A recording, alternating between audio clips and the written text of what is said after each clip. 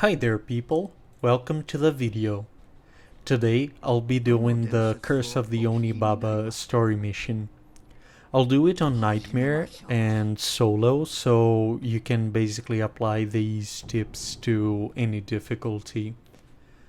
Here the modifier for this specific mission is less healing, so as an assassin I shouldn't have much trouble with it, as the idea is to kill without being seen. In this first part, there is usually 6 enemies, and they have a lot of different positions they can be in. One of the most problematic ones is up on a rock to the right, near those flags, as they have a large line of sight, and they can see you assassinating the other enemies. The most important thing for Nightmare is to know your class and your gear. This is extremely important because the way you play and the way you can react to trouble is highly dependent on your gear. So make sure that you have the gear and the class that suit you best and the way you play. Here I'm going to kill the enemies that are in front of the camp. It's great that they are moving, because if they are guarding the front of the camp, they're still inside the aura of the disciple. So I like to kill them right now, because if you are going through the camp and someone sees you, you end up seen by the whole camp, and more enemies equals more problem. By taking this way, you can reach the disciple and the fire spirit without being seen. So take down the disciple first, and then you take down the fire spirit. If you do the opposite, the disciple usually sees you. I like to go through the camp clockwise, but this is just personal preference, so do it the way you prefer. Just watch out for the green archers, as they are the ones with the poison arrows, and poison can be very annoying to deal with if you don't have healing available.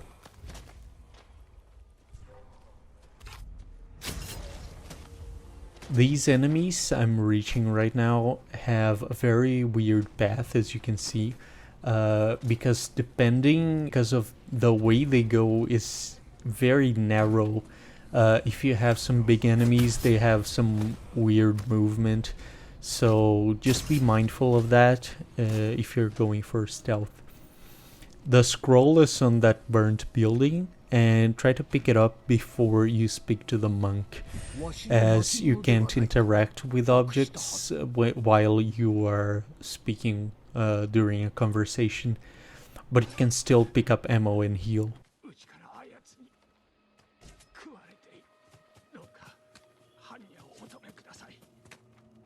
This flag right here is a good reference point for where the Tori gate will appear.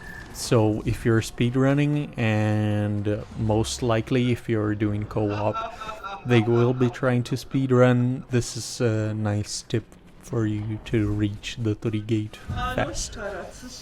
Here on the second part, I like to go to the left, because I usually did it when there was the modifier of the shielded enemies, where they have that different color to them, and you have to hit them with the same color to deal good damage. But that's not the modifier we have here. The modifier we have here is ghost enemies, or whatever it's called, which can be very annoying if you are not used to dealing with ghosts. So the few tips I have is, you can see the ghosts by a dark smoke that comes from their heads. I don't know if it applies to all, but some of them have that. You can see them with lightning, when you can see sometimes here in this mission when the lightning hits, the enemies are visible. And you can also see them by their shadows, which is a bit weird as they're ghosts, but they still have shadows. So you can look at that and have a rough idea of where they are. Right here, you can use the grapple point to go straight to the disciple and kill it. I will be seen, but I just think it's worth it sometimes. I'm not going to use smoke or go back to stealth because I think it's a more class neutral approach, though I have been assassinating people basically the whole mission. It's also interesting to note that when the ghost enemies are in the disciples aura, you can see them by that red smoke that comes from the heads of the enemies inside that aura, so you can also see the enemies beforehand. I like to kill the archers when I have time and enough space to do it, because it can be very complicated fighting melee enemies while you have these archers firing at you. Right here I'm poisoned, so I pop the smoke, which I'm using Mist of Yagata, so I get some healing when I pop the smoke. And it's great to combo with the combat regeneration, which I have in my charm. So combat regeneration will regenerate your health to around 50%, and the Mist of Yagata can help with that, and I get a bit more healing. But this is mostly for the assassin, which has not really, that doesn't have any good healing options by itself. You can also use the other, like the bombs that heal you and all that, but that's from another class, so I'm just strictly speaking about the assassin gear. Here, as you can see, is the place that you can find the scroll, if it's not in the position of the first part. There are 4 positions in this mission, 1 in the first, 1 in the second part, and 2 on the third part, which I'm also going to show. So if it's not in one of these positions, just keep going through the mission and you'll find it eventually. Don't forget the Gyozen's Curse, mainly if you are doing co-op, because you get more points and people want the highest points and to speedrun the mission. So the rewards are very nice. You can do it. You can do it anyway. I like to, on this third part, I like to go straight ahead, to the disciple straight ahead, because it's just my preference. I know some people like to go to the left.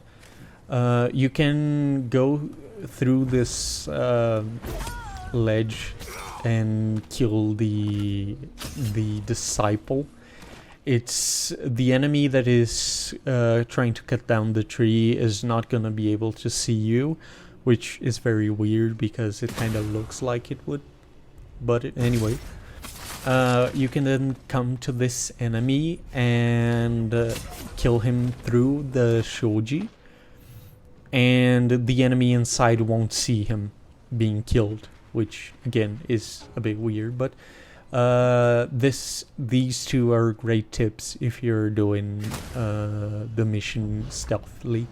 That commander has a very short path, so if you're moving through the front, be careful. Sometimes it's not a commander, it can be another enemy, but any enemy in that position will be using this pathing. So that's also the reason why I quickly killed the first enemy and moved on. This is one of the spots you can find the scroll in the third part of the mission. You just need to go up the stairs and grab it.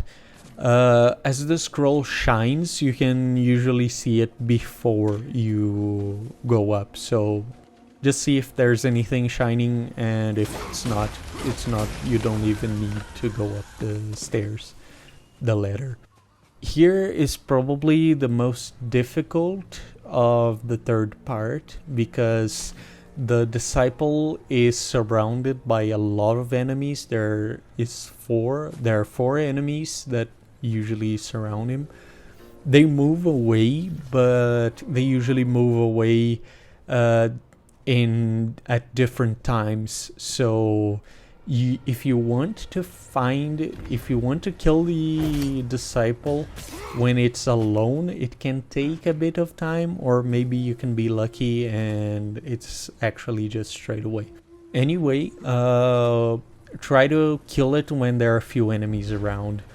As I know I can't assassinate the brute straight away, I just jump and kill the disciple.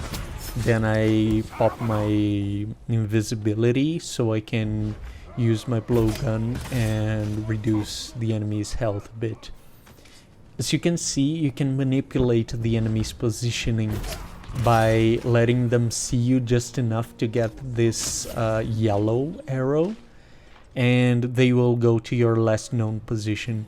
You can use it to manipulate enemies around the map, and if you like to use chimes, for example, on the base game, this is probably the only way you can manipulate enemies on Legends. If you come to the second house, this is where the second position of the scroll can be, and it's again going up the ladder. So if it's not on any other position, this is the last position it can be in. Destroy the fire spirits. The modifier for the second part is fire spirits again, so destroy them and try to be in stealth as much as you can. On that second encounter, so to speak, there can be an Oni enemy sleeping if you have the Oni modifier, and it's great to kill them while they sleep, because it doesn't matter what's your class and your stealth attack modifiers, anything. If you kill them while they're sleeping, it's an instant kill. So even though it probably says like a critical hit or critical attack, it's actually going to kill them instantly. Here in this third enemy group, I like to kill the archer first. If you don't have good assassination modifiers, go to the disciple first. But if you want a bit of versatility and assassination in your class, maybe you can pick the assassinate from above modifier, as it goes up to 50%.